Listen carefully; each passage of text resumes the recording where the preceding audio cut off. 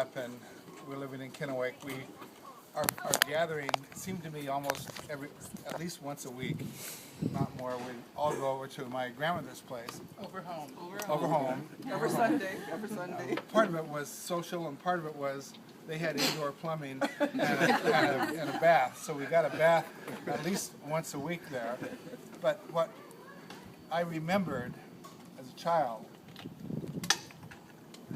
my grandmother was a person that whoever came, whether family, friends, a Watkins salesman who was door to door, nobody could leave without her giving you something.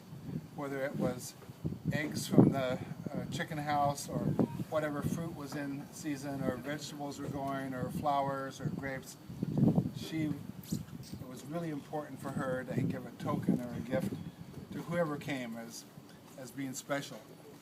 And that was a memory that that was really a nice gesture to look to other people, to give whatever you have. And they didn't have a lot,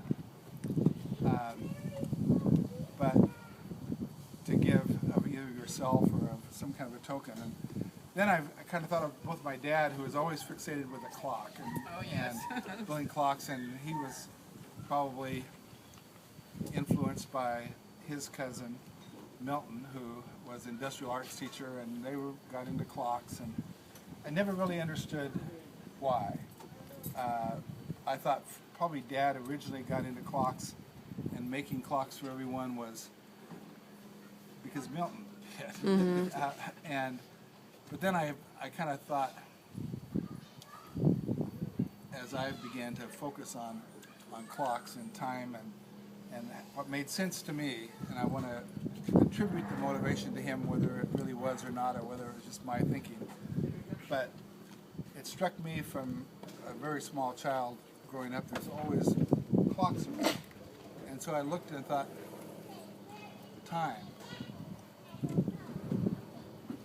represents time, that we all have the same amount of time. There's 24 hours in a day, and what we do with the time that we're allotted is really our choice. And the message maybe he and Milton were wanting to pass on to the rest of us by pushing all these clocks around was that whenever we look at a clock, we remember the amount of time that we have. It's the same as everybody else, but it's what we do with the time that we've got that is important. And I want to be able to say it. I want to attribute that to Milton and Dad as maybe their motivation. So a few weeks ago, Pat and I were coming back through Yakima and stopped at Ramona's, and years ago, quite a few years ago, they had cut down a walnut tree that had grown on their property, and they had it milled, and we went out to the barn, and there was some walnut boards left, and I never met a board I didn't like. And so I was able to snag a few, and when Pat and I had built this house, there was a couple of really nice old maple trees that we had cut that had to be cut down. So when we cut them down, took them to a mill and had them milled, because there were really a variety of unique properties with this old wood.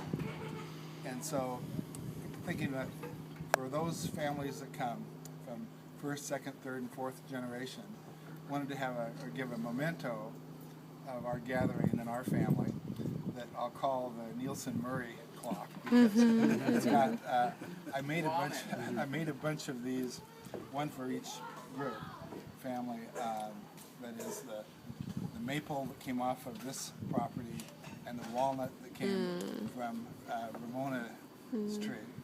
And I figured the best way, it's not like every clock is the same, because everyone's really different. Otherwise they just say, here's yours, and it's done. But they're kind of different, so the only fair way, I want to start to pick your own clock. And a generational issue, Ramona gets to be the very first pick as a first generation, and I put them over there. There's one for everyone, and Ramona, and then Bob.